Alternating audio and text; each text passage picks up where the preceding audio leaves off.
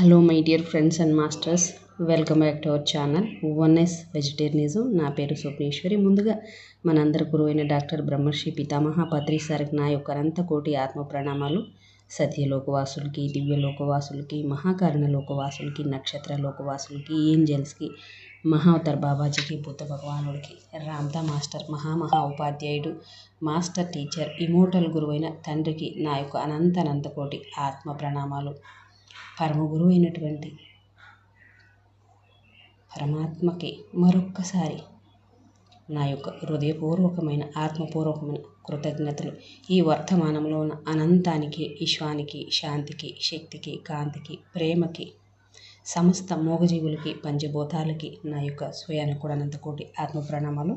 మరి ఇప్పుడు మన ముందుకు వస్తున్న మాస్టర్ కర్నూలు నుంచి సార్ రమేష్ సార్కి సాదరంగా వెల్కమ్ చేసుకున్నాం మాస్టర్స్. రామ్తా విజ్ఞానంలోనే ఆ జ్ఞానాన్ని మనం ఇంకా అద్భుతంగా డీప్గా తెలుసుకునే ప్రయత్నంలోకి మరి సార్కి వెల్కమ్ చేద్దాం. Sir welcome sir, welcome to our session sir. Over to you sir. ధ్యాన మిత్రులకు అందరికి కూడా హృదయపూర్వకమైన నమస్కారం తెలియచేసుకుంటూ, నాకు తెలిసిన 2 మాటలు, నాకు తెలిసింది మీతో పంచుకోవడానికి అవకాశం ఇచ్చిన స్వప్నేశ్వరి మేడంకి, అందరి ధ్యాన మిత్రులకి, ఆత్మస్వరూపులైన సంస్థలు కూడా ఎందరో మహానుభావులు అందరికీ వందనాలు తెలియచేసుకుంటూ, నాకు తెలిసింది చెప్తాను. రామ్తా విజ్ఞానము మన అల్లాబకర్ సార్ గారు చెప్పినటువంటి ఎపిసోడ్లు నేను విన్న తర్వాత నేను రాసుకునేది, నాకు అర్థమైంది మీకు వివరిస్తాను.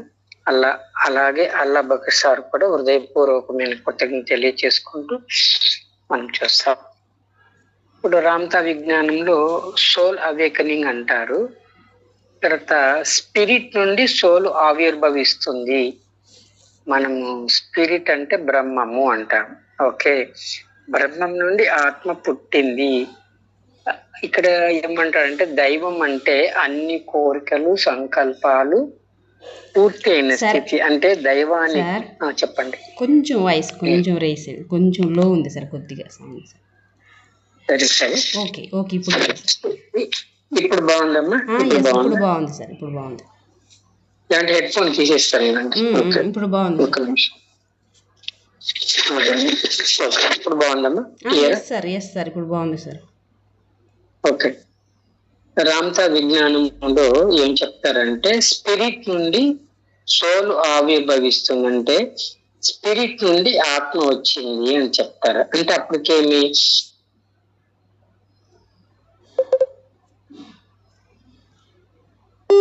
స్థితి ఉందో, ఎటువంటి జ్ఞానం ఉందో అదంతా కూడా ఆత్మకు. రీసౌండ్ వస్తుందమ్మా? లేదు సార్, లేదు. ఓకే, స్పిరిట్ నుండి సోల్ ఆవిర్భవిస్తుంది అని చెప్తున్నారు. అంటే స్పిరిట్ అంటే బ్రహ్మము, బ్రహ్మం నుంచి ఆత్మ పుట్టిందంటే బ్రహ్మంలో ఏమైతే సమస్తము దాగి ఉందో ఆత్మలో కూడా అవే ఉంటాయి. ఇక్కడ మనం అర్థం చేసుకోవాల్సింది ఏమంటే స్పిరిట్ వేరే, బ్రహ్మం వేరే, ఆత్మ వేరే కాదు. బ్రహ్మం నుంచి ఆత్మ పుట్టిందంటే బ్రహ్మంలో ఏమైతే శక్తి, జ్ఞానాలు, స్థితులు సమస్తం ఉంటాయో ఆత్మలో కూడా సమానంగానే ఉంటాయి అని చెప్పడం ఇక్కడ రామ్తా యొక్క ముఖ్య ఉద్దేశం. ఇంకోటి ఏమంటాడు, దైవము అంటే ఆ యొక్క బ్రహ్మము గాడ్ అంటారు. గాడ్ అంటే దైవము అంటారు. సో దైవం అంటే అన్ని కోరికలు, సంకల్పాలు పూర్తి అయిన స్థితి అంటారు. అంటే ఇక్కడ అన్ని కోరికల పట్ల, సంకల్పాల పట్ల అవగాహన ఉంది భగవంతుడికి. ప్రతి ఒక్క కోరిక, ప్రతి ఒక్క సంకల్పము అది ఎలా పుడుతుంది, అది ఎలా నెరవేర్చుకోవాలి, ఏ రకంగా నెరవేర్చుకోవాలి, దాన్ని ఎలా అమలు పరచాలని యొక్క సంపూర్ణమైన స్థితి కలిగినటువంటి వాళ్ళను దైవము అంటారు. అంటే అప్పటికి అర్థం ఏమి అంటే మనము కూడా మన యొక్క కోరికలు, సంకల్పాలను తీర్చుకుంటూ వాటి పట్ల అవగాహన పెంచుకుంటూ అవి ఎందుకు కలుగుతున్నాయి, దేని వల్ల కలుగుతున్నాయి, వాటిని ఎలా సాధించుకోవాలి అని యొక్క స్థితిని ఆ అనుభవాన్ని, అడ్వెంచర్ ఆఫ్ లైఫ్, దాన్ని మనము ఈ భౌతిక శరీరం తీసుకొని ఈ భూమి మీదకి వచ్చాము. అంటే ఏమి అంటే మనకు కోరికలు, సంకల్పాలు తీర్చుకోలేనటువంటి స్థితి మనకు లేదు. కాబట్టి వాటి యొక్క అనుభవసారం, వాటిని తీర్చుకుంటూ, వాటి పట్ల అవగాహన పెంచుకుంటూ, తీర్చుకునే క్రమంలో ఈర్ష్య, అసూయ, ద్వేషాలు కలగకుండా వాటిని సాహసపేతంగా, అంటే జీవితము సాహసపేతం అన్నాడు. సాహసం అంటే ఏది యుద్ధం చేసి గెలవడం కాదండి. భౌతికంగా అయితే రాజ్యాలు సాహసం చూపించాలి, యుద్ధం చేయాలి. ఇక్కడ ఏమంటే మన కోరికలను ఎలా మనం సాధించుకోవాలి, ఏ రకంగా సాధించుకోవాలి అనే యొక్క జ్ఞానాన్ని తెలుసుకోవడమే జీవితము సాహసపేతం. ఇక్కడ పదాలు అర్థం మన భౌతికానికి లోపల ఉండే తత్వాలకు చాలా తేడా ఉంటుంది. ఇక్కడ ఏం చెప్తాడంటే, జీవితం అంటే అన్ని జన్మల సమూహమే జీవితం అంటాడు. అంటే జన్మ వేరు, జీవితం వేరు అంటాడు. జన్మలు ముఖ్యం కాదు, అంటే నువ్వు పుట్టి నువ్వు మరణం సంభవించేది నాకు లెక్క లేదు, ఎన్ని జన్మలు తీసుకుంటాను కాదు. కానీ పుట్టినప్పటి నుంచి మరణించేదాకా ఆ కాలము, ఆ జీవితాన్ని మీరు ఎలా ఉపయోగించుకున్నారు, ఏ రకంగా ఉపయోగించుకున్నారు అనేది ముఖ్యము. అంటే జీవితమే ముఖ్యము. నేను ఇన్ని జన్మలు తీసుకున్నా, నేను 100 జన్మలు తీసుకున్నా, 800 జన్మలు తీసుకుంటే నువ్వు ఎన్ని జన్మలైనా తీసుకోవడం ముఖ్యం కాదు. ఎక్కువ సంఖ్య తీసుకుంటే ఎక్కువ ఆత్మజ్ఞానిని కాదు. తక్కువ జన్మలలో కూడా ఆ యొక్క పుట్టినప్పటి నుంచి మరణించేదాకా నీకు పూర్తి సమయము, కాలము, జీవితం ఉంది. ఆ జీవితంలో నువ్వు ఏ రకంగా ఎంతైనా తెలుసుకోమని చెప్పడమే జీవితమే ముఖ్యమని రామతా విజ్ఞానం నాకు అర్థమైందమ్మా. కాబట్టి నేను సదా జీవిస్తూనే ఉంటాను అంటే, నేను పుడుతున్నాను, మరణిస్తున్నాను అంటే ఆ నేను అనేది నేను జీవిస్తూనే ఉన్నాను. శరీరం ఉన్నప్పుడు జీవిస్తున్నాను, శరీరం వదిలిన తర్వాత ఏ స్థితిలో ఉన్నాను ఆ స్థితిలో కూడా నేను జీవిస్తున్నాను చెప్పడం. నేను సదా జీవిస్తున్నాను, నాకు మరణం లేదు అంటే ఈ శరీరం ద్వారా తెలుసుకోవలసిన అనుభవాలు, స్థితిని తీసుకున్న తర్వాత మరొక జీవితాన్ని నేను ఎంచుకుంటున్నాను. అంతేకాని ఇక్కడ నేను మరణించిన మరణం అనేది ఏమంటే శరీరం యొక్క మార్పు.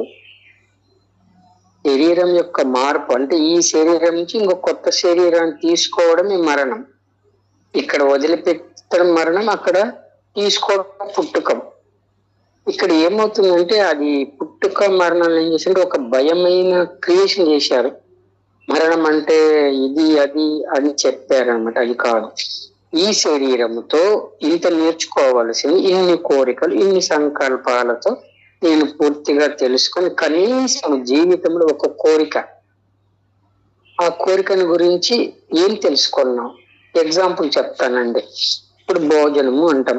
భోజనం అంటే ఎన్ని రకాల భోజనాలని తినవచ్చు కదా. పులిహోర, చిత్రాన్నము, అన్నము, చపాతి, పూరి, దానిలోకి కూర్మ, అంటే అన్ని రుచులు. ఆంధ్రప్రదేశ్లో కొన్ని రుచులు, గుజరాత్ లో కొన్ని రుచులు, మహారాష్ట్రలో కొన్ని రుచులు. అంటే రుచులు వేరు, రుచులు వేరు. మన ఇండియాలో, మన భారతదేశంలో కొన్ని వంటకాలు ఉంటాయి, అలాగే వేరే దేశంలో వాళ్ళ వంటకాలు ఉంటాయి. ఇక్కడ ఏం తెలుసుకోవాలంటే ఈ శరీరానికి భోజనం అనేది అవసరము, అది ఒక సంకల్పం. ఆ భోజనం తీర్చుకోవడానికి కోరిక. కాబట్టి ఈ శరీర పోషణార్థం భోజనం కావాలి. ఆ భోజనంలో రుచులన్నీ ఉంటాయి. కాబట్టి మనకు రుచులు ఎంతవరకు మన నాలుక వరకే, వాసనలు ఎంతవరకు ముక్కు వరకే. కానీ ఎక్కడ తిన్నా, ఏ రకంగా తిన్నా దీని ఫైనల్ గా ఏం తెలుస్తుంది అంటే భోజనం అనేది మనకు శరీరం కొరకు ఏ ఆహారం తిన్నా కానీ మనకు శక్తిని ఇస్తుంది. అది లోపలికి వెళ్ళిన తర్వాత జీర్ణమై దానిలో ఉండే రసాయనాలంతా కూడా శరీర అవయవాలకు శక్తినిస్తాయి అనేది ఒక సత్యం. ఇవన్నీ మన కోరికలు అనేది నాలిక, రుచి, వాసన, కళ్ళ ద్వారా ఆకర్షణ. కాబట్టి భోజనం కోసం అనే దానికి ఏమంటే ఏ ఆహారం తిన్నా నమిలి మింగిన తర్వాత గొంతు దగ్గరకు వచ్చిన తర్వాత నీ వాసన చూసి తిన్నా లేకుంటే రుచికరంగా తిని చూసినా అది ఆహారమే. ఆ గొంతు ద్వారా గిండి దిగిన తర్వాత అన్ని పదార్థాలు కూడా లోపల కలిసిపోతాయి. కాబట్టి గొంతు నుంచి కడుపులోకి ప్రవేశించిన తర్వాత అక్కడ రుచులు, వాసనలు ఉండవు కదా. ఇప్పుడు ఫస్ట్ పప్పన్నం తింటాము, తర్వాత ఒక స్వీట్ తింటాము, తర్వాత ఒక పులిహోర తింటాము, తర్వాత సాంబారన్నం తింటాము, తర్వాత పెరగన్నం తింటాం. మనం తినేటప్పుడు వేరువేరుగా తింటాం, కానీ ఈ నాలుక రుచిని చూసి ఆస్వాదించిన తర్వాత ఆ కోరిక సంతృప్తి చెందిన తర్వాత అప్పుడు లోపలికి వెళ్ళేటప్పుడు ఈ యొక్క గొంతు దాటిన తర్వాత వాటికి రుచి ఉంటుందా, వాసన ఉంటుందా, ఆకర్షణ ఉంటుందా? లేదు కదా. అంత కలిసిపోయి కడుపులోకి వెళ్ళిన తర్వాత అది జీర్ణం అవుతూ అన్నిటిలోకి పంపిస్తుంది. ఇది అంటే భోజనం అనే యొక్క కోరిక, తినాలని సంకల్పము, దాని యొక్క జ్ఞాన విజ్ఞానం తెలుసుకున్నాము. ఎప్పుడైతే భోజనం అన్ని రుచులు అన్ని అయిపోయిన తర్వాత నాకు ఇంకా ఈ భోజనం తినవలసిన అవసరం లేదు అనుకున్నప్పుడు అతను మళ్ళా కొత్త శరీరం తీసుకున్నప్పుడు ఆ భోజనం మీద అంతగా ఇంట్రెస్ట్ చూపించాడు. అతను ఏదో దొరికిన పండు పలహారం తింటాడు, మళ్ళా అతని యొక్క జీవితాన్ని కొనసాగిస్తాడు అనమాట. అంటే ఒక ఉదాహరణ మీకు వివరించాను. కాబట్టి నేను అన్నం తినను, ఉపవాసం ఉంటాను, నేను ఆకలి తట్టుకోగలను, ఆహారం విసర్జించి అది కాదు. అందుకే మొదలు చెప్పచ్చు, దైవం అంటే అన్ని కోరికలు, అన్ని సంకల్పాలు పూర్తి అయిన స్థితి. అంటే వాటి పట్ల రుచి, వాసన, ఆకర్షణ పట్ల సంపూర్ణంగా సంతృప్తి చెందిన తర్వాత ఆ కోరిక కానీ ఆ సంకల్పంగా సహజ సిద్ధంగా వెళ్ళిపోతుంది. దానిని జీవితం సాహోసపేతం అన్నారు. అంటే వాటి పట్ల జ్ఞాన విజ్ఞానాన్ని అర్థం చేసుకొని అది మళ్ళీ మన మైండ్ లోకి, బ్రహ్మంలోకి, ఆత్మలోకి పంపిస్తే ఓహో నేను దీనిని తెలుసుకున్నాను, ఈ అనుభూతి చెందాను. ఆహారం అనే దాని మీద ఎంత ఆహారం తిన్నా, ఎన్ని రుచులు తిన్నా, ఏమి తిన్నా మన ఆహారం లోపలికి వెళ్ళి జీర్ణమయ్యి మణిపూరక చక్రంలో అది జీర్ణమవుతూ శరీరంలోని సమస్త అవయవాలకు కూడా విటమిన్స్ రూపకంగా అందిస్తుంది అనే ఒక సత్యాన్ని తెలుసుకున్నప్పుడు మనం ఆహారం పట్ల పట్టుదల వస్తుంది. దాన్ని మనం జయించిన వాళ్ళం, ఆ కోరికను జయించిన వాళ్ళం. మొత్తం బలవంతంగా ఏ కోరికను కూడా ఆపుకోకుండా వాటి పట్ల ఆ కోరికను తీర్చుకుంటూ అవగాహనకి ఆ కోరిక ఎందుకు పుట్టింది, దేనికోసం పుట్టింది, ఎలా ఉపయోగపడింది అని అర్థం చేసుకోవడం కోరికలు జయించడం అన్నమాట. అర్థమైంది అనుకుంటా. కాబట్టి శరీరం ఉన్నా లేకున్నా నేను సదా జీవిస్తుంటాను. అంటే శరీరం ఉన్నప్పుడు శరీరంతో పాటు, శరీరంతో అందవలసిన దాంతో పాటు జీవిస్తాను. శరీరం వదిలిన తర్వాత ఈ స్థితి ఉన్నాను, మళ్ళీ ఆ స్థితితోనే నేను జీవిస్తూనే ఉంటాను. అదే చెప్తానమాట. తర్వాత ధర్మబద్ధమైన జీవితం అంటే శరీరం ఏం చెప్తారంటే, శరీరం అంటే ఒక రాజ్యంగా తీసుకున్నాం మన శరీరాన్ని. శరీరం అనేది ఒక సైనికుడు, శరీరం అనేది ఒక సైనికుడు, మనసు అనేది సైన్యాధికారి. మన మనసు అనేది శరీరాన్ని నడిపించేది ఎవరు? సైన్యాధికారి. బుద్ధి అనేది మంత్రి, అలాగే ఆత్మ అనేది రాజు. కాబట్టి మనం రాజు ద్వారా, బుద్ధి ద్వారా, సైన్యాధికారి ద్వారా సైనికుని నడిపించాల. దీనికి ఏమంటామంటే మనము ఈ ఆత్మ రాజు అయితే స్పిరిట్ అనేది దైవము, గాడ్ అన్నమాట. గాడ్ అంటే బ్రహ్మము. సో ఇక్కడ ఏం చెప్తారంటే, నీవు ప్రతి జన్మలో శరీరాన్ని తీసుకుంటున్నావు, కానీ మనసు సైన్యాధికారితోనే నడిపిస్తున్నావు. కాబట్టి సైన్యాధికారితో నడిపిస్తున్నావంటే సైన్యాధికారి ఎలా చెప్తాడో అలాగే నడుస్తాడు మన శరీరం. దానిని ధ్యానము కానీ జ్ఞానము కానీ లేనటువంటి జీవితాన్ని జనన మరణ చక్రము సైన్యాధికారి ఎలాగైనా నడిపిస్తాడు అనమాట. అతనికి ఏది కావాలో అది నడిపిస్తే అప్పుడు శరీరం నడుస్తుంది. ఇప్పుడు మనం ధ్యానం చేస్తే ఏమవుతుందంటే, సైనికుడు వెళ్ళి సైన్యాధికారిని కలిసినప్పుడు సైనికుడు సైన్యాధికారి కలిసి మంత్రి దగ్గరకు వెళ్ళి, మంత్రి సైన్యాధికారి సైనికుడు వెళ్ళి రాజుతో కలిసి, రాజు చెప్పినట్లు మంత్రి, మంత్రి చెప్పినట్లు సైన్యాధికారి, సైన్యాధికారి చెప్పినట్లు సైనికుడు నడవడమే మన లోపలికి వెళ్ళి మనం ఆత్మతో అనుసంధానం కావడం. దానికోసమే ధ్యానము.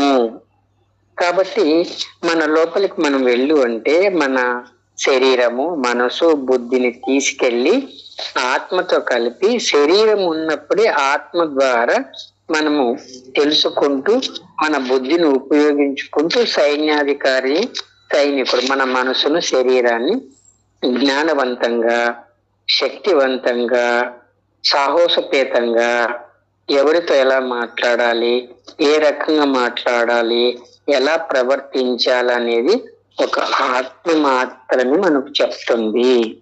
ఇక్కడ ఏం చేస్తాము, ధ్యానంలోకి రాకుండా కొన్ని జన్మలు ఏం చేస్తాము, మనసు చెప్పినట్టు విని దాని ప్రకారంగా జన్మలు తీసుకుంటూ వస్తాం అన్నమాట. కాబట్టి ఎప్పుడో ఒక్కొక్క జన్మలో మనకేమవుతుంది, ధ్యానం అనేది పరిచయం అవుతుంది. ధ్యానంలోకి వచ్చిన తర్వాత మన ధ్యానం చేసుకుంటూ మన శరీరాన్ని, మనసు, బుద్ధిని ఆత్మ దగ్గరికి వెళ్ళి ఆత్మతో అనుసంధానమై మనం నడిపించాలి. తర్వాత ఇంకా కొంచెం ఇక్కడ ఏం చెప్తారు. హలో సార్, రిపీట్ వస్తా ఉంది. లేదు సార్, అసలు ఏమి రాలేదు, బాగుంది. సరే, ఇప్పుడు ధ్యానం చేస్తే మనం ఆత్మతో కలుస్తాము, ఆత్మతో జీవిస్తాం. ఇక్కడ ఏం చెప్తాడంటే, ఇంకా రామ్తో ఏం చెప్తాడు, ఇంకా లోపలికి వెళ్ళండి అంటే నీ శరీరాన్ని, మనసును, బుద్ధిని, ఆత్మను కలిపి నీ యొక్క స్పిరిట్ అంటే బ్రహ్మం ఉంది కదా, బ్రహ్మంతో కలిసి జీవించండి అని చెప్తాడనమాట. ఇది అత్యంత అద్భుతం. ఆత్మతో ఆత్మజ్ఞానం తీసుకుంటేనే గొప్పది. కానీ ఇక్కడ రాముడు ఏం చెప్తారంటే, మీరు జీవించమని శరీరం ఉన్నప్పుడే శరీరము, మనసు, బుద్ధి, ఆత్మతో సహా వెళ్ళి స్పిరిట్ బ్రహ్మంకు కనెక్ట్ కండి అని చెప్తారనమాట. కాబట్టి బ్రహ్మంతో కలిసి జీవిస్తే బ్రహ్మ జ్ఞానం వస్తుంది. ఆ బ్రహ్మ జ్ఞానాన్ని అందరికి విస్తారంగా పంపిస్తే బ్రహ్మ విజ్ఞానం అవుతారనమాట. ఇది ఎంత అద్భుతం అంటే అంత అద్భుతంగా ఆయన వివరించి చెప్పాడు. ఇంకోటి చెప్తాడు ఇక్కడ, తెలివి అంటే తెలుసుకోవడము. తెలివి అంటే తెలుసుకోవడము. అందరికి పుట్టుకతో తెలివి ఉంటుంది. తెలివి అంటే ఏమంటే, ఇక్కడ మనం చెప్పినట్లు శరీరం సైనికుడైతే, మనసు సైన్యాధికారి అయితే, మనం ఆత్మకు అనుసంధానం కాకపోతే తెలివి మాత్రమే ఉంటుందన్నమాట.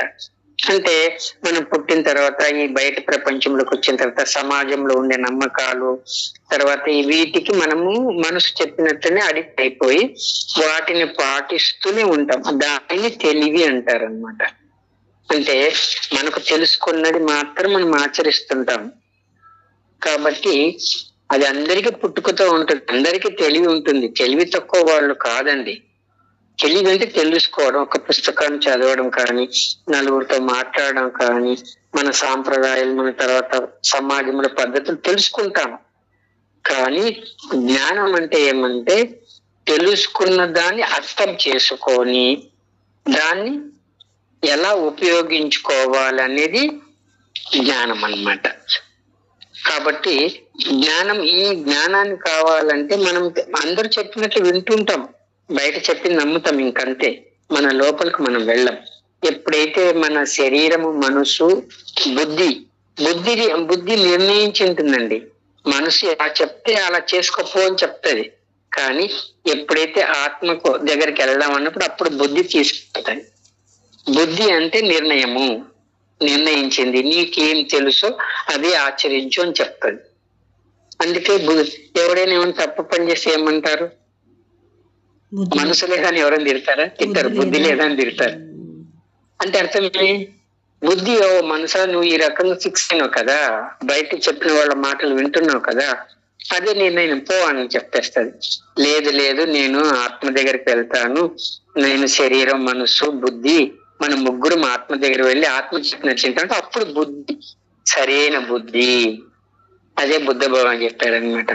సరి అయిన బుద్ధి, సరి అయిన అవగాహన, సరి అయిన ఆలోచన అప్పుడు ఆత్మ చెప్తాయి మనసుకి, ఓ మనసా నువ్వు ఇలా ఆలోచన చేస్తున్నావు కదా, ఇలా చేయకుండా ఈ రకంగా ఉండు అన్నప్పుడు మన జీవితము ఆత్మతో కూడినటువంటి జీవితంగా ఆత్మ జ్ఞానముగా మనం జీవిస్తామన్నమాట. అందుకోసమే ధ్యానం చేయాలి.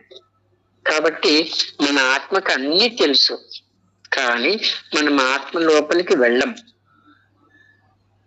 ఆత్మకు కనెక్ట్ కాలేము. అంటే ఎన్నో జన్మలు ఎత్తినాం కదా, మనసు చెప్పేసింది కదా అది కరెక్ట్ ఇది కరెక్ట్, అదంతా ఫిక్స్ అయి ఉంటుంది. అదంతా వెళ్ళిపోవడానికే మనం ఆత్మతో వెళ్ళినప్పుడు ఒక్కొక్కటి ఆత్మ చెప్తూ ఉంటే మనలో జ్ఞానము పెరుగుతుంటే అప్పుడు బుద్ధ భగవాన్ చెప్పింది అవిద్య అంటే నువ్వు ఆత్మతో కలిసి జీవించకుండా అవిద్య అంటే జ్ఞానం లేకపోవడం, అంటే తెలియకపోవడం. తెలుసు నీకు కానీ అసలైంది తెలియకపోవడం అవిద్య, అదే దుఃఖానికి కారణం అని చెప్పారనమాట. అంటే మన మనసుతో జీవిస్తే అవిద్య, ఆత్మతో జీవిస్తే విద్య, ఈ రెండు డిఫరెన్స్ అన్నమాట. అందుకే సరైన ధ్యానము, సరైన అవగాహన, సరైన ఆలోచన, సరైన దృక్పథము, సరైన భావన, సరైన సంకల్పం ఇవన్నీ ఎక్కడి నుంచి వస్తాయంటే మన ఆత్మ దగ్గర నుంచి వస్తాయని రామతా చెప్తాడు. ఆత్మ ఎక్కడి నుంచి వచ్చింది? స్పిరిట్, బ్రహ్మం నుంచి వచ్చింది. అంటే బ్రహ్మంకి ఎంత తెలుసో ఆత్మ కూడా అంతే తెలుసు కదా. ఉదాహరణ చెప్తాను. ఇప్పుడు సముద్రంలో నీళ్లు మనం వెళ్ళి సముద్రం దగ్గరికి వెళ్ళి ఒక దోశ నీళ్లు తీసుకున్నాం అనుకోండి, తీసుకొని మనం యువతలకు వచ్చిన తర్వాత సముద్రంలో నుంచి తెచ్చిన నీళ్లు సముద్రంలో ఉండేటువంటి లక్షణాలు కానీ, సముద్రంలో నీటికి ఉన్నటువంటి గుణాలు కానీ, లేకుంటే సముద్రంలో ఉండేటటువంటి స్థితి ఏదైతే ఉందో నీ దోషట్లో ఉండే నీళ్ళకు ఉండవా? నువ్వు వేరు చేసావు, సముద్రం తీసుకొచ్చి ఇవి నా నీళ్ళు అంటున్నావు, కానీ ఆ నీళ్లు ఈ నీళ్లు ఒకటే, వాటిలో ఉండే తత్వం ఈ నీళ్ళలో ఉండే తత్వం. అలాగే మన బ్రహ్మంలో నుంచి మన ఆత్మ వచ్చింది, బ్రహ్మంలో ఏముంది నీ ఆత్మలో కూడా అదే ఉంది.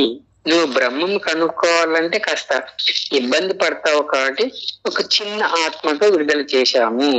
ఆ చిన్ని ఆత్మకు మళ్ళీ బుద్ధి, మనసు, శరీరంగా ఇచ్చారనమాట. దీనిని అంతర్ముఖ ప్రయాణము అని చెప్తున్నాడు రామతా మాస్టర్.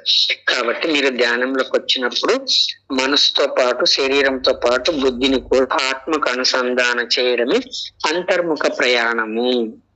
అప్పుడు ఎప్పుడైతే మనం ఆత్మతో జీవిస్తామో వాడు ఆత్మజ్ఞానిగా వెలుగొందుతాడని చెప్తున్నాడు అనమాట. ఇక్కడ ఇంకొకటి చెప్తాడు, ధర్మం 4 పాదాలు అంటారు కదా. ఇది కొంచెం మనం చెప్పుకోవాలి, ఇంతవరకు నేను ఎవరికి చెప్పలేదు. ఓకే, ఇప్పుడు చెప్తాను. ధర్మం 4 పాదాలు ఏంటివంటే, 1 తపస్సు అండి, ఓకే, 2 శౌచము, 3 దయ, 4 సత్యము. మరొకసారి చెప్తాను, తపస్సు, శౌచము, దయ, సత్యము. ఈ యొక్క 4 గాన మనము ఆచరించామంటే అప్పుడు మనము ఆత్మ కానీ బ్రహ్మంతో కానీ కనెక్ట్ అయి ఉంటాం. ఓకే, సరే. కృతయుగం అంటారు కదా, కృతయుగము, త్రేతాయుగం, ద్వాపర యుగం అంటారు కదా. ఈ కృతయుగంలో ఏమైపోయిందంటే ఈ 4 ధర్మాలు ఉన్నాయి కృతయుగంలో. అంటే తపస్సు, శౌచము, దయ, సత్యము ఉన్నాయన్నమాట. కాబట్టి శౌచము అంటే ఇక్కడ శుభ్రము అంటారు, ఓకే, శుద్ధము. ధర్మాది పరీక్షల చేత బాహ్య అంతరంలో పరిశుద్ధంగా పొందుట. శౌచం అనేది 2 విధములు, బాహ్య శౌచము, అంత శౌచము. శౌచం అంటే ఇక్కడ శుభ్రము, ఆ పదం కన్ఫ్యూజ్ కావద్దండి. శౌచం అంటే శుభ్రము, బాహ్య శౌచం అంటే ఏమి? ప్రతిరోజు మనం స్నానం చేస్తాం కదా, అలాగే లోపల ఉండే నాడీ మండలం కానీ మన యొక్క వ్యవస్థను శుద్ధి చేసుకోమని చెప్తారు, అది అంత శౌచం అంటారు. కాబట్టి బాహ్య శౌచం శరీరం పైన ఉండే మలినాలను పోగొట్టుకోవడానికి చేసే సాధనాదులు. శరీరం పరిశుద్ధం కోసం సుగంధ ద్రవ్యాలు, అదే పన్నీరుతో స్నానము అవన్నీ చేస్తారు. సో ఇక్కడ ఏం చెప్తాడంటే తపస్సు అంటే ధ్యానం అండి. ఓకే, తపస్సు అంటే ధ్యానం. శౌచం అంటే ఏం చేయాలి? లోపల శుభ్రం ఉండాలా, బయట కూడా శుభ్రం ఉండాలి. కాబట్టి కృతయుగంలో ఈ నాలుగిటిని ఆచరించేవాళ్ళు అనమాట. తపస్సు చేసేవాళ్ళు అంటే అంతర్కరణం శుద్ధి చేసుకునేవాళ్ళు, బాహ్యం శుచి చేసేవాళ్ళు, దయతో ఉండేవాళ్ళు, సత్యంతో ఉండేవాళ్ళు. అంటే ఈ 4 గుణాలను ఆచరిస్తున్నామంటే ఈ కృతయుగంలో ఉన్నట్టు. ఓకే, అర్థమైంది అనుకుంటా. ఈ 4ను ఆచరిస్తే నువ్వు కృతయుగంలో ఉన్నాడు. తపస్సు అంటే మనం ఇందాక చెప్పుకున్నాం కదా, మన శరీరము, మనసు, బుద్ధిని తీసుకెళ్లి ఆత్మకు కనెక్ట్ చేసి ఆత్మ నుంచి స్పిరిట్ బ్రహ్మంకు కనెక్ట్ చేయడమే తపస్సు.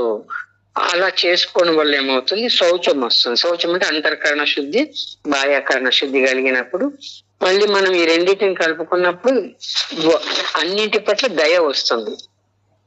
ఓకే, అన్నింటి పట్ల దయ వచ్చినప్పుడు మనం సత్యంతో జీవిస్తాం అన్నమాట. సో ఈ 4 ఉండడము కృతయుగము అంటే. ఇప్పుడు దీనికి ఏం చెప్తారంటే కృతయుగంలో ఈ 4ను ఆచరించారని చెప్తారు. అంటే మానవుడు ఆత్మతో జీవిస్తూ బ్రహ్మంతో జీవించి ఉన్నప్పుడు కృతయుగం.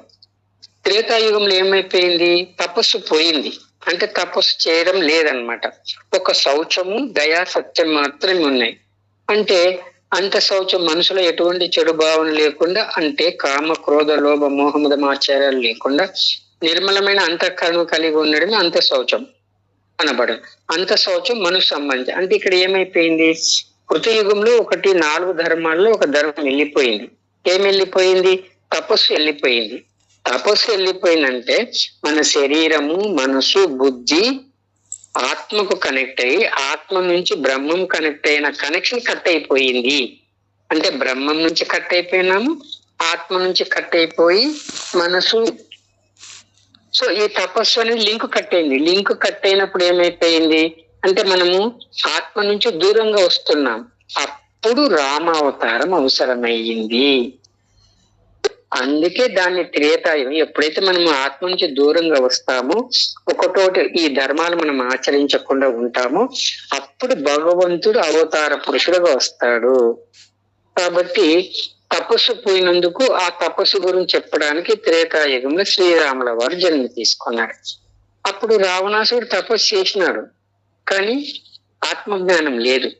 అందుకే యుద్ధంలో కూడా ఎంతో జ్ఞానం చెప్పి ఆఖరి వరకు కూడా నీకు అవకాశం ఇస్తున్న రావణ, మారుతావా అంటే నేను ససేమిర మారను అన్నప్పుడు అతన్ని సంహారం చేసేస్తారన్నమాట.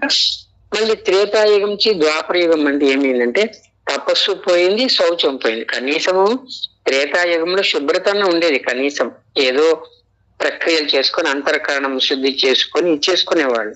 తపస్సు లేదు. కానీ ఇక్కడ ద్వాపరయుగంకి వచ్చే లోపల ఏమైపోయిందంటే తపస్సు పోయింది, శౌచం పోయింది. మిగిలింది ఏంది? 2, దయ, సత్యము. కాబట్టి మళ్ళీ అక్కడ భగవద్గీతడు శ్రీకృష్ణ పరమాత్ముడు భగవద్గీత తీసుకొని వచ్చి ఈ యొక్క శౌచము, తపస్సు గురించి చెప్పవలసి వచ్చింది అనమాట. అది ద్వాపరయుగం. ఇంకా ద్వాపరయుగంలో ఏమైపోయింది? తర్వాత కలియుగం అంటే అయిపోయింది. అంటే ధర్మాలు 4 ధర్మాలు 3 ధర్మాలు పోయినాయి. ఆ 3 ధర్మాలు ఏంటివి? తపస్సు, శౌచము, దయ వెళ్ళిపోయినాయి. వెళ్ళిపోయి ఇప్పుడు ఏంటి? కలియుగంలో సత్యము మాత్రమే ఉంది. ఈ సత్యముతో అది కూడా మనం ఆత్మతో జీవిస్తున్నాం కాబట్టి ఇంత సత్యంతో ఉంది. అంటే ఇప్పటికేమర్థమైంది? మనకు సత్యం ఉంది కాబట్టి దానికి మనము దయ యాడ్ చేసుకుంటే ద్వాపర యుగానికి వెళ్తాము. మళ్ళీ దయ, సత్యంతో పాటు శౌచం అంటే ధ్యానం చేసుకొని శుద్ధి చేసుకుంటే త్రేతాయుగంకి వెళ్తాము. తర్వాత దానితో ఆత్మకు అనుసంధానమై బ్రహ్మంకు గాన కనెక్ట్ అయితే మనం కృతయుగంతో ఉంటాము. అంటే ఈ యొక్క ధర్మము 4 పాదాలను ఆచరిస్తామని రామతా గారు చెప్తున్నారమ్మా. ఇది అసలు విషయం. నాకు తెలిసింది ధర్మం 4 పాదాలని. సరే, ఇక్కడ ఏమైపోయిందంటే ఈ ధర్మం 4 పాదాలు ఇచ్చినప్పుడు కలికి అంటారు. కలికి మనము కలియుగము, కలి ప్రభావం చాలా చెడ్డగా మాట్లాడతాం, ఏదో నీచ నికృష్టంగా మాట్లాడతాం. కానీ అతడు ద్వాపర యుగం నుంచి కలి ఏం కోరుకున్నాడంటే జూదము, ఈ స్థానం వలన అసత్యం కలికి స్థానం, అంటే జూదం ఆడము. కలి వచ్చినప్పుడు ఏమడిగినాడంటే నాకు జూదం స్థానం ఏమో అంటే, ద్వాపర యుగం నుంచి హ్యాండింగ్ ఓవర్ చేసేటప్పుడు ఏమైందంటే జూదము, ఈ స్థానం వల్ల అసత్యం కలికి స్థానం వచ్చింది. స్త్రీలు, కామం మీద కలికి స్థానం వచ్చింది. అయితే ప్రాణవధ, జీవులను హింసించడం కలికి స్థానం వచ్చింది. మద్యపానము, గర్వం మీద కలికి స్థానం. అంటే కలికి స్థానం వచ్చిందంటే ఈ జూదము, స్త్రీలు, ప్రాణవధ, మద్యపానం అనేది మానవులు దీనికి అలవాటు పడిపోతారు అని తీసుకోవడం. అప్పుడు కలి ఏమన్నాడంటే నాకు 4 స్థానాలు ఇచ్చారు కదా, అంటే విశ్వాన్ని అడిగినాడు అనుకోండి, నాకు ఇంకొకటి ఇవ్వండి అన్నాడు. అది ఏమంటే ఏం కావాలి అంటే బంగారం ఇవ్వండి అని అడిగాడు. బంగారం అంటే ఏమి? వైరము. వైరం అంటే కొట్లాట, దాచుకోవాలని ఆశ కలికి స్థానం వచ్చింది. అంటే ఇప్పుడు బంగారము ఇవ్వలేదు విశ్వం కలికి, కానీ అడిగింది కాబట్టి ఇప్పుడు మనము బంగారం కోసమే కదా కొట్లాడుకుంటున్నారు. అంటే ఇవన్నీ ఏమి? మద్యపానము ఎందుకు తాగుతాము? అవగాహన, జీవితం విలువ తెలియదు. బంగారం కోసం ఎందుకు కొట్లాడుకుంటాము? ఆశ, నాకే కావాలి, నేనే ఉండాలి, నేనే జీవించాలి. ఓకే, ప్రాణవధ, ఈ బంగారం కోసం ఏం చేస్తాము? జీవులను కూడా చంపేస్తాం. అత్త మామలు లేదు, అమ్మ నాన్న లేదు, తండ్రి కొడుకులు లేదు, బంధువులు చుట్టాలు పక్కాలు ఎవడులే, ఇది కావాలి వేసేసేవాడిని అని చంపేస్తాను, అంటే ప్రాణవధ. తర్వాత దీనికి ఇంకా కామము, స్త్రీల మీద విపరీతమైనటువంటి దౌర్జన్యము. కామం అంటే ఇక్కడ సెక్స్ పరంగా చూడడం కాదండి, కాలాన్ని మమకారంలో ముంచేయడం. ప్రతి వస్తువు నాది, నాకే అధికారము, నేను ఎలా చెప్తా అలా వినాలి. ప్లస్ ఇది కూడా స్త్రీని కూడా అనుభవించడం కూడా, అంటే దాని విచక్షణ రహితంతో, అంటే దయ, సత్యము, శౌచము, తపస్సు, జ్ఞానంతో లేకుండా స్త్రీలను హింసించడం అన్నమాట. అది అన్నమాట. తర్వాత ఇంకా జూదం, ఈ స్థానం వలన జూదం అంటే ఇంకా తెలుసు కదా మీకు. కాబట్టి ఆ జూదం అనేది ఒక ఆట. జూదం వల్ల ఇవన్నీ పోగొట్టుకుంటాం. స్త్రీలను పోగొట్టుకుంటాము, హింసించుకుంటాము, మద్యపానం తాగుతాము, తర్వాత బంగారాన్ని కూడా పోగొట్టుకుంటాం. కాబట్టి ఇవన్నీ ఈ అలవాట్లు ఉన్నాయంటే నీవు కలియుగంలో ఉన్నట్లు. ఈ అలవాట్లకు నీవు బానిసైనావు అంటే నీ మనసు చెప్పినట్లే నువ్వు ఆట ఆడతావు. అప్పుడు ఇది కర్మ సిద్ధాంతం. జూదము, కామము, జీవులు హింసించడము, గర్వము, కొట్లాట. ఇప్పుడు ఏం చేస్తుంది ఈ యొక్క కలి అంటే ఈ యొక్క 4 లేదా ఈ 5 స్థానాలకు మనసుతోటి లింక్ ఉంటుంది అన్నమాట. ఆ మనసు ఏం చెప్తుందో అది అలాగే కోరికలు తీర్చుకుంటూ పోతే అది కర్మ సిద్ధాంతం అయిపోతుంది అన్నమాట. కాబట్టి ఈ 5 అలవాట్లను కూడా అవగాహన తెచ్చుకోవడానికి సత్యం ఉంది, దయ ఉంది. కాస్త నువ్వు శౌచం శుభ్రపరచుకోవాలంటే ధ్యానంలోకి రా. ధ్యానంలోకి వస్తే నీకు అంతఃకరణ శుద్ధి, బాహ్యకరణ శుద్ధి జరిగితే అప్పుడు నీవు ఆత్మతో కనెక్ట్ అవుతే, అప్పుడు నీ ఆత్మ బ్రహ్మంతో కనెక్ట్ అవుతే మనము కలియుగంలో ఉన్న ద్వాపర యుగము, త్రేతాయుగము, కృతయుగమును దాటి కూడా ధర్మయుగము, లేకుంటే కాంతి యుగము, లేకుంటే సత్యయుగము, దానిలోకి వెళ్ళడానికి ధర్మం 4 పాదాలు అని చెప్పినారు. అంతేకా నాకు అర్థమైంది అదనమాట. కాబట్టి నీవు కలియుగంలో ఉన్నవా, త్రేతాయుగంలో ఉన్నవా, ద్వాపర యుగంలో ఉన్నావంటే తపస్సు, శౌచము, దయా, సత్యము ఈ 4 చేస్తే నీవు బ్రహ్మంతో ఉన్నట్లు. తపస్సు పోయిందంటే నువ్వు శౌచము, దయా, సత్యంతో ఉన్నావంటే త్రేతాయుగంలో ఉన్నట్లు. కాబట్టి తపస్సు, శౌచం 2 పైన దయా, సత్యంతో నేను జీవిస్తానంటే నువ్వు ద్వాపర యుగంలో ఉన్నట్లు. దయ కూడా లేదు నాకంటే నువ్వు కలియుగంలో ఉన్నట్లు. అంటే ఇవి యుగాలంటే అలవాట్లు. అలాగే మొదట చెప్పాడు కోరికలు, సంకల్పాలు. మీ యొక్క కోరికలు, సంకల్పాలు ఏ రకంగా ఉంటే ఆ రకంగా ఉంటారు, అదే జీవితం అని చెప్పాడు. ఇక్కడ రామత ఏం చెప్తాడంటే, నాయన ఆ కోరికలకు ఈ 4 పాదాల 4 ధర్మాలను గురించి తెలుసుకొని ఆ అలవాట్లను తొలగించుకొని ఆత్మతో ఉండి ఆత్మతో జ్ఞానం తీసుకుంటూ శుద్ధి చేసుకుంటూ ఈ జీవితాన్ని మంచిగా జీవించండి. ఎన్ని జన్మలు తీసుకుంటారనే కాదు, ఈ యొక్క సత్యం తెలుసుకుంటే ఏ జన్మలైనా ఒక జన్మలో కూడా నువ్వు సమయం పెట్టి ధ్యానం చేసుకుంటే ఆత్మ కనెక్ట్ అయితే, బ్రహ్మం కనెక్ట్ అయితే ఆటోమేటిక్ గా నువ్వు ఒక జీవితంలో కూడా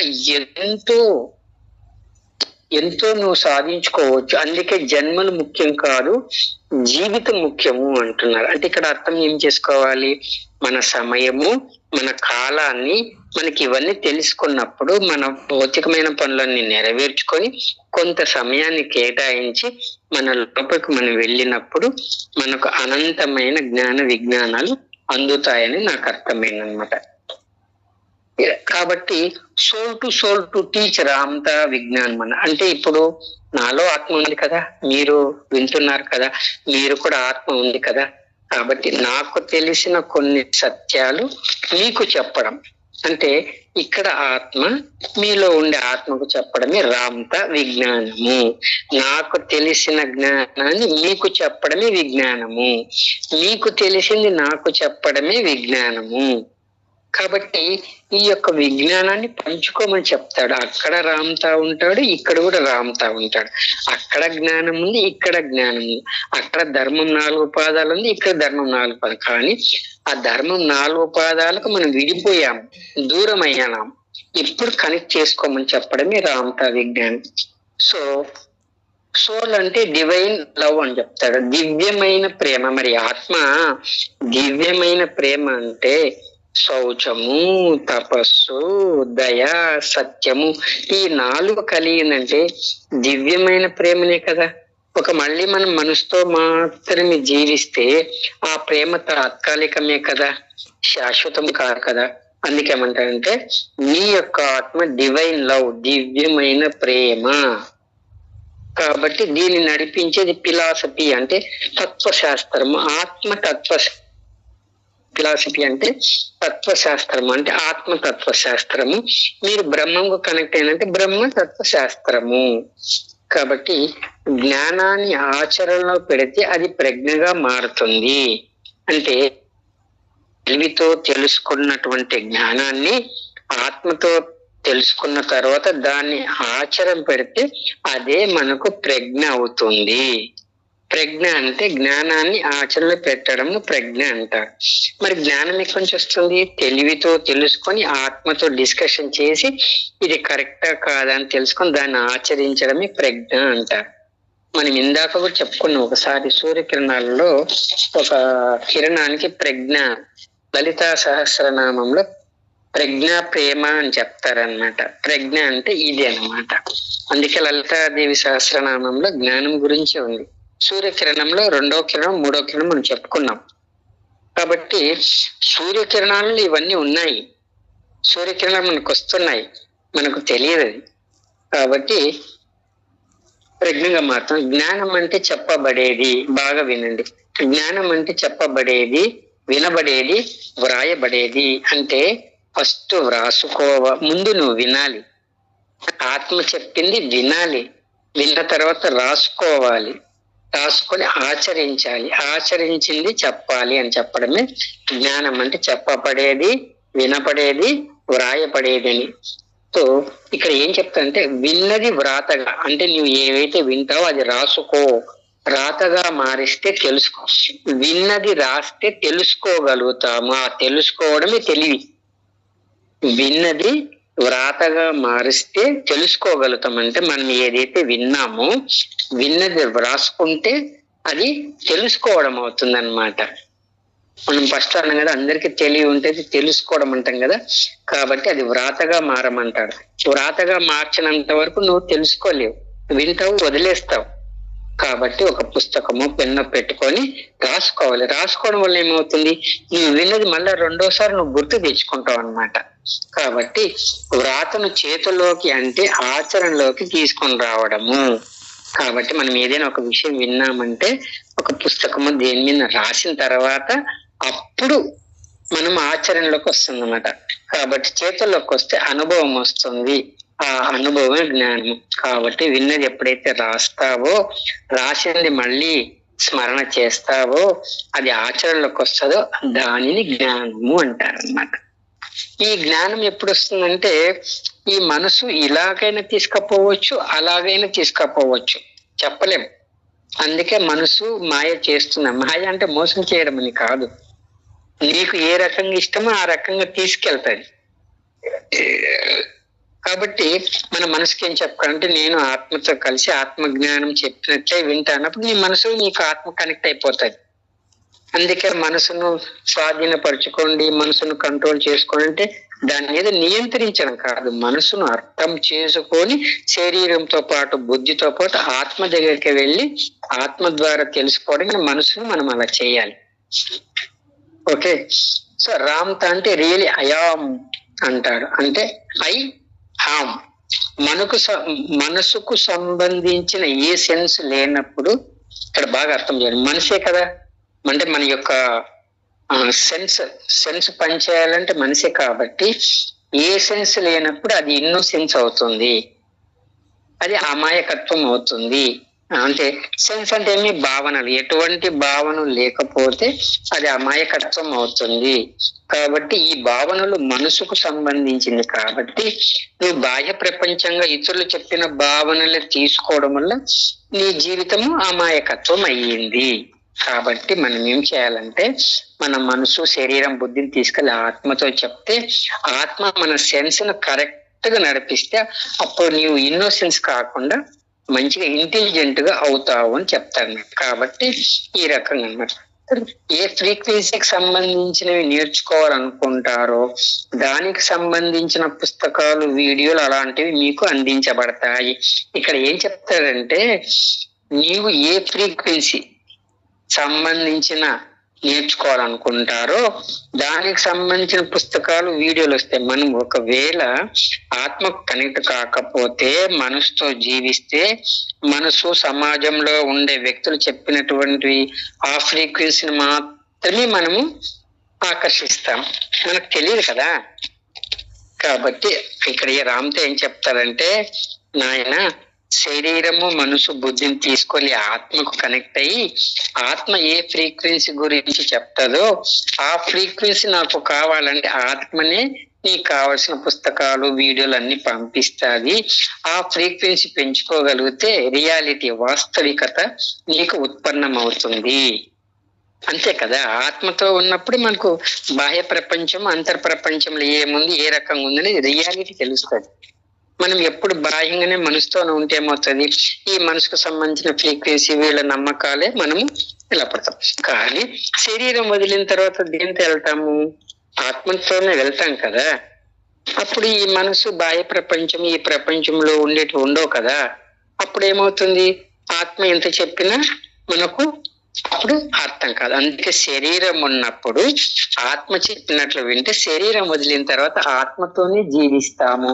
అదే చెప్తాడు, సదా నేను జీవిస్తున్నానంటే శరీరం ఉన్నప్పుడు ఆత్మతో జీవిస్తుంటే, శరీరం వదిలిన తర్వాత కూడా ఆత్మతో ఉంటావు. మళ్ళీ ఆ ఆత్మ ఎటువంటి శరీరం తీసుకోవాలి, ఎటువంటి ప్రదేశంలో పుట్టాలి, నీ యొక్క ఆత్మ జ్ఞానానికి ఎటువంటి ప్రణాళిక కావాలి, ఎటువంటి పుస్తకాలు దొరకాలి, ఎటువంటి వీడియోలు దొరకాలి, ఎటువంటి నీ యొక్క ఆధ్యాత్మిక జీవితానికి ఆత్మజ్ఞానం తీసుకోవడానికి నువ్వు ఎటువంటి తల్లిదండ్రులు కావాలి, అక్కడ అనుకూల పరిస్థితులు ఏమి, భౌతిక జీవితం నడవడానికి ఎంత డబ్బు కావాలి, ఎటువంటిది కావాలని ఆత్మ తనతో శరీరాన్ని ఏర్పరచుకుంటుందమ్మా. అప్పుడు అద్భుతమైన జన్మ దొరికి వాళ్ళు ఆధ్యాత్మిక జీవితం గడుపుతారు. అంటే ఇప్పుడు ఆత్మతో కనెక్ట్ లేకుంటే బాగలేదని కాదు, అది కూడా జరుగుతుంది. దానికి ఏమంటే ఆత్మతో ఇలా చేసుకునే అవకాశం ఉందని చెప్తున్నా. కాబట్టి ధ్యానం చేసుకొని ఆత్మతో మన జన్మ ఉంటుందే లేదని మేము నిర్ణయించడం లేదు. కాబట్టి ఆత్మతో, శరీరంలో ఆత్మ ఉన్నప్పుడే ఆత్మ జ్ఞానం కోసం ధ్యానం చేసుకొని కనెక్ట్ అయితే మన భవిష్యత్తు, మన ప్రణాళిక ఎలా ఉండాలో ఆత్మ తీసుకెళ్తుంది. నేను ఎవ్వరూ ఉద్ధరించలేరు అని చెప్తాను రామ్త. నిన్ను నీవే ఉద్ధరించుకో, నువ్వు ఉద్ధరించుకుంటే ఎవరు నమ్మాలి? అందరిని నమ్ముతూ పోతుంటావు, అందరి నమ్మకాలు చెప్తుంటారు. అది కరెక్టో కాదో తెలియదు కదా. నీ ఆత్మ నీకు ఎప్పుడు మోసం చేయదు కదా. కాబట్టి నీ ఆత్మ అంటే శరీరం ఉన్నప్పుడు ఆత్మ నడిపిస్తుంది, శరీరం లేనప్పుడు కూడా నీ ఆత్మ నీకు నడిపిస్తుందని చెప్తాడు అనమాట. కాబట్టి మనం ఏ ఫ్రీక్వెన్సీకి వెళ్ళాలి? ఆత్మ ఫ్రీక్వెన్సీకి వెళ్ళాలి. మళ్ళీ ఆత్మతో కలిసి ఎక్కడికి వెళ్ళాలి? స్పిరిట్, బ్రహ్మం ఫ్రీక్వెన్సీకి వెళ్ళాలి అనమాట. అప్పుడు మన ప్రయాణం అద్భుతంగా ఉంటుంది అనమాట. కానీ ఇక్కడ ఒకటి విషయం, ఈ ధ్యానంలోకి వచ్చిన తర్వాత ఇంకా ఇవే కాకుండా భౌతికమైన పనులు చేయకుండా, ఇంట్లో వాళ్ళని పట్టించుకోకుండా, సంపాదించకుండా అంటే కుదరదండి. మీ భౌతికమైన పనులు చేసుకుంటూ, కుటుంబ బాధ్యత నెరవేర్చుకుంటూ, వాళ్ళ అవసరాలు తీర్చుకుంటూ, మీరు సంపాదించుకుంటూ, సంతృప్తిగా ఉంటూ కొంత సమయం దీన్ని కేటాయించుకొని, మొట్టమొదట ఆత్మ కనెక్ట్ కావడం కొంత టైం పడుతుంది. ఒక్కసారి కనెక్ట్ అయిన తర్వాత అది దినచర్యలో ఒక భాగంగా అవుతుంది. సాధన చేస్తూ చేస్తూ పోవడం బ్రహ్మం కూడా కనెక్ట్ అవుతాము. అప్పుడు ఒక అలవాటుగా మారుతుంది కదా. అంతే, కొంత సమయాన్ని కేటాయించాలి. ఆ సమయం కేటాయించడానికి జీవితము. అందుకే ఇక్కడ అంటాడు జీవితమే ముఖ్యం అన్నాడు. నీవు పుట్టుక మరణం ముఖ్యం కాదు. పుట్టక ముందు నువ్వు మరణించినట్లనే కదా, మరణం తర్వాత పుట్టుక కదా. మరణానికి పుట్టుకకు మాధ్యమంలో ఏముంటది? ఆత్మతత్వంతో ఉంటాం. ఏం చెప్పినా ఏం చేసినా కాదు. కాబట్టి శరీరం ఉన్నప్పుడే నువ్వు ఆత్మకు కనెక్ట్, ఆత్మ నుంచి బ్రహ్మం కనెక్ట్ అని చెప్తాను రామ్తర్. తర్వాత ఇంకా ప్రేమ మాత్సర్యంలో ఉండే అది అందించబడుతుంది. ఇక్కడ ఏం చెప్తారంటే స్పిరిట్ అంటే బ్రహ్మము అంటే ఐ అంటాడు, బ్రహ్మం అంటే ఐ అంటాడు. ఐ అంటే నేను. అంటే మీ యొక్క ఎడమ చేతిని అందరూ ఒకవేళ వీలైతే పెట్టుకోండి. మీ యొక్క ఎడమ చేతిని తల వెనుక భాగంలో పెట్టుకోండి, రెండు చెవుల మధ్యన తల భాగం పెట్టుకోండి, అందరు పెట్టుకోండి. ఓకే, మీ లెఫ్ట్ హ్యాండ్ పెట్టుకోండి, తల వెనక భాగం ఉంచితే దానిని ఏమంటారంటే ఐ అంటే నేను. ఇది బ్రహ్మము. ఓకే, అది బ్రహ్మము అవుతుంది. తర్వాత మీ కుడి చెయ్యి ఉంది కదా, మీ కుడి చెయ్యి మీ ఎదల మీద పెట్టుకోండి, అనాహత చక్రం మీద, మీ యొక్క చెస్ట్ మీద పెట్టుకోండి. రైట్, అనాహత చక్రం. దాన్ని ఏమంటారంటే ఆత్మ. అంటే మీ ఎడమ చెయ్యి పైన ఉంది, కుడి చెయ్యి కిందికి వచ్చింది. అంటే ఈ బ్రహ్మం నుంచే ఆత్మ పుట్టింది అని చెప్తున్నాడు. అది బ్రహ్మం అయితే ఈ ఆత్మ అనేది అయాం అని చెప్తాడు. ఈ అయాం ఏముంటుందంటే ఫుల్ ఆఫ్ కాన్షియస్నెస్. అంటే 7 లెవెల్స్ ఆఫ్ కాన్షియస్. అంటే ఏడు శరీరాలతో నిర్మితమైనది ఆత్మ. ఓకే, చేతులు తీసేయండి, నొప్పి పడతాయి. ఓకే, ఇప్పుడు మీకు అర్థమైంది. మీ తల భాగము వెనకనే బ్రహ్మం ఉంది, ఆ బ్రహ్మంలో నుంచి ఆత్మ పుట్టింది. ఈ ఆత్మకు 7 లెవెల్స్ ఆఫ్ కాన్షియస్నెస్ ఉంది అని చెప్తామంట. I is equal to spirit is equal to god అంటాడు. అంటే బ్రహ్మం కదా, మనం ఎడమ చేయి పెట్టుకున్నాం కదా, ఈ ఎడమ చేతిని బ్రహ్మము, అది దేవుడు, దైవము. ఇంతకుముందు ఏం చెప్పుకున్నాము? దైవం అంటే అన్ని కోరికలు, అన్ని సంకల్పాలు పూర్తి. అంటే మనం ఆధ్యాత్మిక కోరిక కోరుకున్నా, భౌతికమైన కోరిక కోరుకున్నా, అది ఎలా తీర్చుకోవాలి, ఏ రకంగా తీర్చుకోవాలి, ఎటువంటి ధర్మాన్ని పాటించాలని చెప్పడానికి మన తల వెనుక ఉన్న బ్రహ్మం రెడీగా ఉంది. అలాగే ఆత్మ కూడా అనుభూతి చెంది ఆత్మ యొక్క 7 శరీరాల ద్వారా మన కోరికలు, సంకల్పాలు అనుభూతి చెందడానికి సిద్ధంగా ఉంది అని చెప్తారు అనమాట. అంటే గాడ్ అంటే ఆ బ్రహ్మంకి అన్నీ తెలుసు, అన్నింటి పట్ల అవగాహన ఉంది, ఏ అవసరానికి ఎలా ఉపయోగించుకోవాలి, ఏ రకంగా చేయాలని సమస్తము తెలుసు. నీవు బాహ్య ప్రపంచంలో వాళ్ళని వీళ్ళని అడిగితే వాళ్ళకి తెలిసింది చెప్తే అసలైనది నువ్వు మిస్ అయిపోతున్నావు అని చెప్తాడు. తర్వాత అయాం అంటే సోల్, ఆత్మ. ఐ యొక్క ఇక్కడ ఏం చెప్తా చూడండి, ఐ అంటే స్పిరిట్ యొక్క, గాడ్ యొక్క అవేర్నెస్ మెమొరీ. అంటే దాని యొక్క మెమొరీ సోల్. అంటే బ్రహ్మం యొక్క మెమొరీ ఆత్మ. స్పిరిట్ గా ఉన్నటువంటి మనము ఆవిర్భవించినప్పటి నుంచి మనోజీవితం మొత్తము కూడా మన జన్మల్లో కూడా ఎరుకతో సంపాదించుకున్న జ్ఞాపకాలన్నీ కూడా ఆత్మలో ఉంటాయి. అంటే మన జ్ఞాపకాలన్నీ కూడా మన యొక్క ఆత్మలో ఉంటాయి. ఆత్మ మీకు అందించడానికి సిద్ధంగా ఉంది.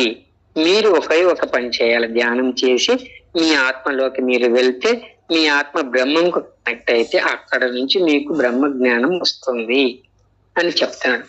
సోల్ అనేది ఇక్కడ బాగా వినండి, సోల్ అనేది బుద్ధిని, మనసును, శరీరంను సరిగా పాలించగలిగితే అదే ధర్మబద్ధమైన జీవితము. అంటే మీకు ధర్మబద్ధమైన జీవితం కావాలంటే మనసుతో పాటు, మనసుతోటి బాహ్య ప్రపంచంలో చెప్పినటువంటి వాడితే అది ధర్మబద్ధమైన జీవితము కాదు. మీ యొక్క శరీరము, మనసు, బుద్ధి అన్ని తీసుకెళ్లి ఆత్మతో కలిపేసి ఆత్మతో పాటు జీవించగలిగితే అది ధర్మబద్ధమైన జీవితము అని చెప్తారు. కాబట్టి మళ్ళీ మన మనసుతో జీవించినామంటే అది ధర్మమైన జీవితము కాదు. అది మంచి పనులు చేయవచ్చు, చెడు పనులు కూడా చేయవచ్చు. చెడు పనులు చేస్తే చెడు కర్మ, మంచి పనులు చేస్తే మంచి కర్మ. కానీ ఆత్మ ఏం చేస్తుంది, ఎటువంటి కర్మలు చేయించాలి, ఎటువంటి కర్మలు చేయించకూడదు, అనవసరమైన జన్మలు ఎందుకు తీసుకోవాలి, వృధాగా ఎందుకు తీసుకుంటావు, వృధాగా జన్మలు ఎందుకు వృధా చేస్తావు అనేది ఆ యొక్క పరిజ్ఞానం అనేది ఆత్మలో ఉంటుంది అన్నట్టు. కాబట్టి ఆత్మజ్ఞానం ఉన్నవాడు అవసరమైతే జన్మలు తీసుకుంటాడు, లేకపోతే ఒకవేళ తీసుకున్నా కానీ ఆత్మతో పుట్టినప్పటి నుంచి ఆత్మతోనే నేను ఉండాలి, ఆత్మ చెప్పినట్లే ఉండాలి, ఆత్మ జ్ఞానంతో జీవిస్తాను, ఆ రకంగా జన్మలు తీసుకుంటారనమాట. కాబట్టి ఏదో ఒకానొక జన్మలో ఖచ్చితంగా నువ్వు ధ్యానం చేసి ఆత్మకు కాంటాక్ట్ కావాలయ్యా. ఆ ఆత్మకు కాంటాక్ట్ కావడానికి ఎన్ని జన్మలైనా పట్టవచ్చు, చెప్పలేము దాన్ని. కానీ ఇప్పుడు మనం విన్నాం కదా, ఈ జన్మలు మనం విన్నాం కదా, విని ప్రయత్నం చేయొచ్చు కదా. శ్వాస మీద ధ్యాస పెట్టి ధ్యానంలో కూర్చొని నా శరీరం, మనసు, బుద్ధిని ఆత్మ కనెక్ట్ అవ్వడానికి నేను అంగీకరిస్తూ, ఒక యాక్సెప్టెన్స్, ఒక అంగీకారం అయ్యా, ఒక అనుమతి. అంతే. అనుమతి ఇచ్చి కాస్త సమయం కేటాయిస్తే నువ్వు ఆత్మతో కనెక్ట్ అయిపోతే నీకే ఉపయోగం కదా. నువ్వు ఎవరి మీద ఆధారపడవలసిన పనిలే. నీ బుద్ధి, చిత్తము, నీ నిర్ణయాలు నువ్వు తీసుకోవచ్చు, నీ భౌతిక జీవితం బాగా జీవించవచ్చు కదా. అది అవకాశం ఉంది కదా. ఈ అవకాశాన్ని ఉపయోగించుకోమని రామ్తా చెప్తాను. దానికి ఏం చెప్తారంటే, ఇదంతా ఏమంటే బుక్ పేరు making contact our soul energy, purpose of soul అనేది ఒక పుస్తకం ఉంది. మీకు ఇష్టం ఇంగ్లీష్ వచ్చిన వాళ్ళు ఎవరైనా ఉంటే చదువుకోండి. ఈ వీడియో కూడా మీరు వినండి. ఇప్పుడు దీంట్లో ఏం చెప్తాడంటే, I am perfect, I am forever, I am creator, I am reformer, I am infinity. అంటే మన యొక్క చైతన్యం విస్తరించాలి అంటే కావాలి. మళ్ళీ చెప్తాడు, సంతృప్తి, నిర్భతితో నియమము, సామీప్యత నియమము, ధార్మిక నియమం. సంతృప్తి అంటే ఇక్కడ ఏం చెప్తారంటే, భౌతిక తలంలో సంతృప్తిగా ఉండాలి. అంటే ఇప్పుడు నీకు ఏవైతే వసతి ఉందో, నీకేమైతే అవసరాలు తీరుస్తున్నాయో, ఒక బాడిగ ఇల్లు కానీ, సొంత ఇల్లు కానీ, నివాసం కానీ, నీడ కానీ, నీరు కానీ, తర్వాత అగ్నితత్వం కానీ, నీ ఇంట్లో వస్తువులు కానీ, నీకున్న సంపదలు కానీ, కుటుంబం కానీ, ఎవరైతే ఉన్నారో వాటితో నీవు సంతృప్తిగా జీవించయ్యా. నువ్వు ఉన్న వాటితో సంతృప్తిగా జీవించు, దాంతో సరిపెట్టుకోమని కావాలంటే సంపాదించుకో. కానీ ఉన్న వాటిని సంతృప్తిగా జీవించకుండా నాకు అది లేదు ఇది లేదని అలా వెళ్ళకు. నీ మనసును అలా పంపించకు.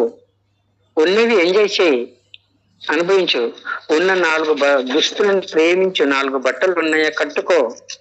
ఈ వస్త్రం నా శరీరాన్ని కప్పింది, నాకు ఎంతో మేలు చేసింది, నేను సంతృప్తి చెందుతున్నాను. నీకు మళ్ళీ ఇంకొక 10 డ్రెస్సులు రావచ్చు. నాకు ఇప్పుడు 100 రూపాయలు ఉంది, నేను భుజించాను, సంతృప్తి చెందనను. మళ్ళీ మరుసటి రోజు ఎప్పుడైనా మళ్ళీ నీకు జ్ఞానం పెరిగి నువ్వు మళ్ళీ ఎక్కువ సంపాదించుకో, అప్పుడు 500 రావచ్చు. 500 వచ్చింది, నేను సంతృప్తిగా ఉన్నాను. ఇంకా పెరగవచ్చు. 1000 రూపాయలు వచ్చింది, సంతృప్తిగా. సంతృప్తి ఎంత వచ్చినా సంతృప్తిగా ఉండు. ఇంకా 500 ఉన్నప్పుడు నాకు 1,00,000 రూపాయలని అలా పోవద్దు. నీవు నీ యొక్క జ్ఞానంతో సంపాదించుకోవడానికి అవకాశం ఉంది. నీ యొక్క ఆత్మతత్వం నీకు బోధిస్తుంది. బయట ఎవరు చెప్పినా ఎన్ని చెప్పినా మోసపోతావు, నష్టపోతావు. నీ ఆత్మ కరెక్ట్ గా నడిపిస్తుంది. కాబట్టి ఆ సంతృప్తితో ఆత్మ తలంలోకి వెళ్ళమని చెప్తాడు. భౌతిక తలంలో సంతృప్తి ఉండాలి, ఆత్మతలంలో సంతృప్తిగా ఉండాలి. నీ యొక్క భౌతికమైన తత్వ సంతృప్తిని ఆత్మకిస్తే అప్పుడు ఆత్మ సంతృప్తి అవుతుంది. కృతజ్ఞత ఉన్నవాడికి సంతృప్తి వస్తుంది, కృతజ్ఞత లేని వాడికి సంతృప్తి. అంటే భౌతికమైన నీకున్నటువంటి ఏవైతే వసతులు ఉన్నాయో వాటిని తృప్తిగా తీసుకెళ్లి ఆత్మ ముందర పెడితే అప్పుడు ఆత్మకు కృతజ్ఞత చెప్తే ఆత్మకు శరణాగతే, అప్పుడు ఆత్మ సంతృప్తి చెందిన వాడికి సంతృప్తిగా ఉంటుంది అని చెప్తాడండి. ఇది ఏమన్నా టైం ఎక్కువైందే, ఇది ఒకటో ఎపిసోడ్ అయిపోయిందమ్మా. ఓకే సార్, అయిపోయింటే మనకు టైం కూడా సరిపోయింది. ఓకే, క్లోజ్ చేస్తారా? సార్ ఎవరైనా మాట్లాడతారా మాస్టర్? ఎవరైనా మాట్లాడంటే మాట్లాడండి. ఇప్పుడు చెప్పింది ఏం అర్థమైంది, ఏం కథ ఎవరైనా చెప్తే వింటాను. ఓకే, అంటే ఇది ఒక ఎపిసోడ్ అయిపోయింది, మళ్ళీ 2-3 ఎపిసోడ్ మళ్ళీ చేద్దాం. 2వ ఎపిసోడ్ మళ్ళీ చేద్దాం, ఎందుకంటే అన్ని ఒకటేసారి చెప్తే బాగా. ఇప్పుడు ఎవరు మాట్లాడరమ్మా, మైక్ అన్మ్యూట్ చేసుకోండి. మీకు మీ అభిప్రాయం చెప్పండి, ఏం తప్పేముంది. అర్థమైంది, కాలేంటే కాలేని చెప్పండి. అర్థమైంది సార్. ఓకే, లాస్ట్ లో చెప్పారు కదా సంతృప్తి అని, అది బాగా అర్థమైంది. Very good. ఇప్పుడు మనం ఎక్కడికి వెళ్ళాలి? మన ఆత్మను కనెక్ట్ అయ్యి మనం యొక్క బ్రహ్మ జ్ఞానం స్పిరిట్ కు కనెక్ట్ కావాలి. అందరూ కోరుకుని ధ్యానం చేసుకుంటే అయిపోతాయి. Simple, very simple. ఇంత వివరంగా చెప్పినారు. మీరు ఈ ఇన్ఫర్మేషన్ అంతా కనుక్కొని చేసుకోవడానికి టైం పోతుంది కదా, అందుకే మాస్టర్స్ ఇట్లా అందజేసారు అనమాట. ఓకే, ఇంకా శాంత మేడం ఎవరు ఉన్నారు? నమస్తే సార్. నేనైతే పూర్తిగా వినలేదు, నేను అర్ధ గంట అయిన తర్వాత విన్నాను. రికార్డ్ చేస్తారా సార్? రికార్డ్ చేసిన అట్లన్నారు. సరే, ఇప్పుడు మీరు అర్ధగంట విన్నారు కదా, అర్ధగంటలో విన్నదని చెప్పండి, దాని మీద అభిప్రాయం ఎలా? లేదు సార్, శాంత మేడం డీప్ లో వెళ్ళిపోయాను బాగా, కళ్ళు మూసుకొని కూర్చొని వింటూ అలాగ వెళ్ళిపోయాను సార్. నేను చాలా బాగా విన్నాను సార్ ఫస్ట్ నుంచి.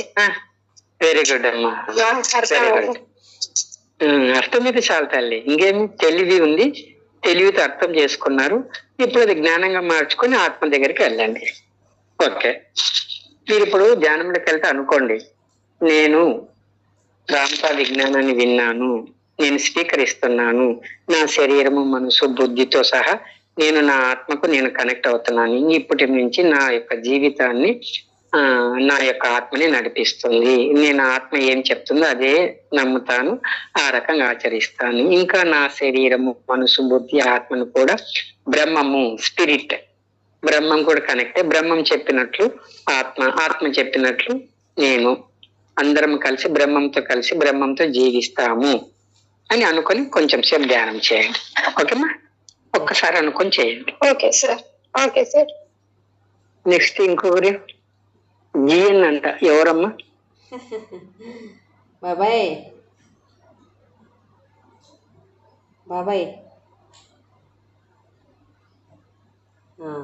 ఆయన కూడా ఓకే, ఆయన కూడా అంతే సార్. ఓకే, మాట్లాడు బాబాయ్. మళ్ళీ మాట్లాడుతున్నాను, ఫోన్ చేస్తాను. సరే సరే, నేను డీప్లోకి వెళ్ళిపోయాడు బాబాయ్. ఓకే, సరే సార్, సరే ఓకే.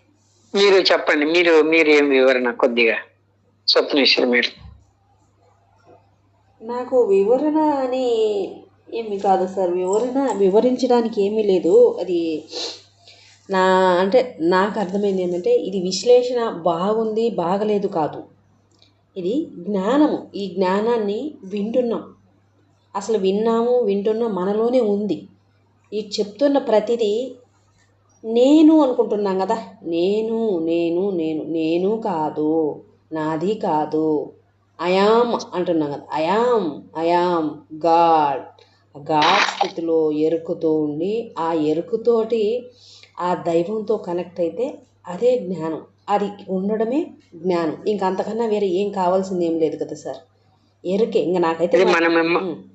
చెప్పండి. మన ప్రయత్నం ఏమంటే వీళ్ళు కనెక్ట్ కావడానికి మనం చెప్పాం. మీలో ఉంది, ప్రతి ఒక్కరిలో ఉంది.